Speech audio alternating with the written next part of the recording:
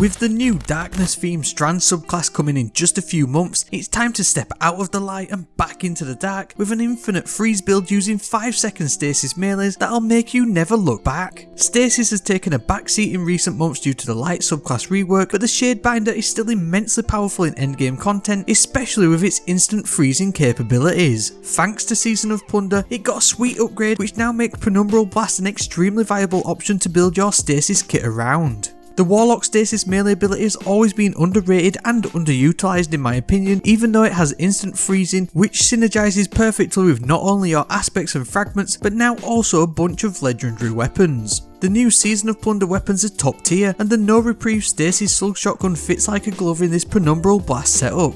Shotguns aren't everyone's cup of tea in PvE, but you really should be trying to craft this thing as it's cracked out of its mind. The right hook origin trait is going to boost the weapon's range and aim assist on causing melee damage, meaning you can click heads easily and turn them into ice cubes with headstone. Anything nearby this stasis crystal will then freeze, and you'll also get melee energy if you pair it with Pugilist. This shotgun generally just helps to fill in with any gaps in the build, so this is where the 5-second melee cooldowns come into play, and it all genuinely starts with the strength stat. As near 100 is perfect, and honestly, trust me with this, you can chuck your resilience stat out of the window as you don't need it. In fact, you don't really need any stats other than strength because Whisper of Hedrons will do all the work for you. This grants the equivalent of 60 stat points for your mobility, resilience and recovery, not to mention a few decent weapon handling buffs after freezing a target. And as you'll be finger blasting everything into ice every few seconds, Hedrons will always be active, granting you rift energy and the damage resistance a high resilience stat offers. Whisper of Chains will then also come in handy for some more damage resistance, and Ice Flare Bolts will then chain freeze more targets after shattering them. You can then create stasis shards on freezing targets with Glacial Harvest. Collecting these will grant melee energy, and you can effectively double the melee energy gained from them with the Whisper of Hunger. Then if you're bone idle, you can always make them track to you with the Whisper of Conduction. Melee Wellmaker and Elemental Armaments are the best picks here to grant you bonus energy to all of your abilities, and then you'll need Elemental Charge to become charged with light. This lets you use the immensely powerful Heavy Handed and grant you half of your melee energy back anytime you use it.